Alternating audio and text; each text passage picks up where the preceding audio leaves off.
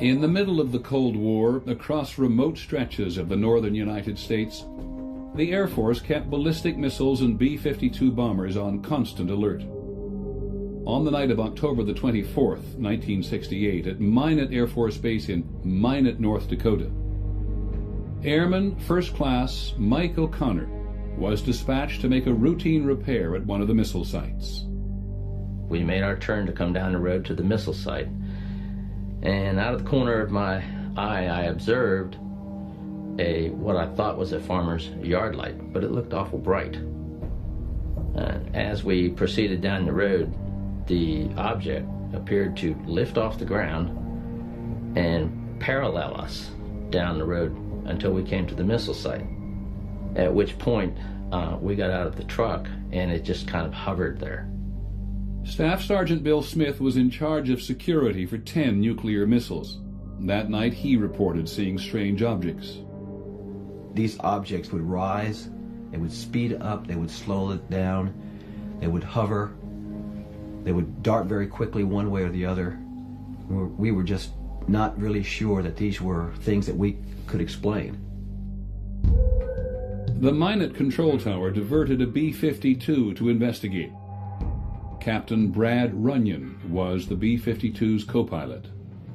The air traffic controller asked us if we would mind going out to this one area and looking for something.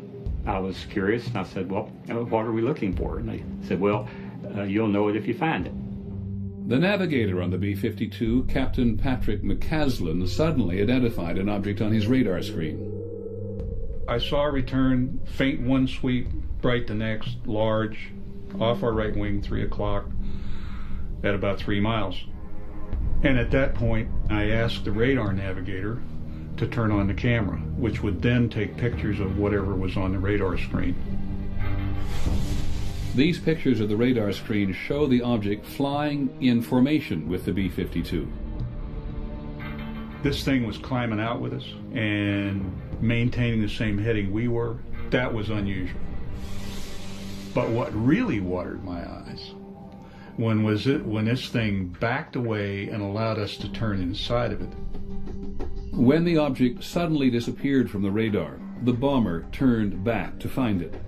Co-pilot Runyon was the first to spot what appeared to be a glowing craft hovering near the ground. When things like that are happening, it seems like time just stands still.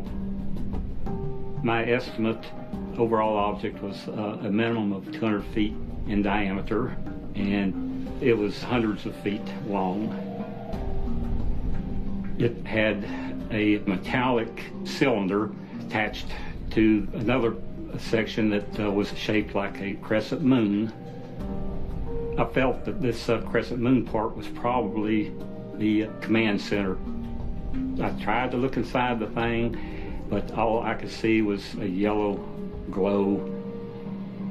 At that point, I was fairly sure that I was looking at an alien spaceship, something that had come here from some other planet other than Earth. Co-pilot Runyon and the other crew members of the B-52 reported their sighting when they returned to the base.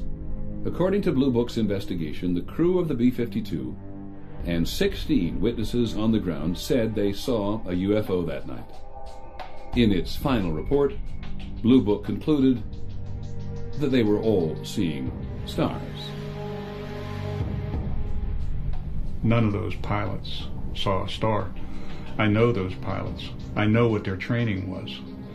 I know how many stars they'd seen in the course of their careers, and they were not looking at a star. It bothers me that Blue Book blew it off. I don't think this incident has ever been adequately explained. The Air Force finally got out of the business of trying to explain UFOs in 1969.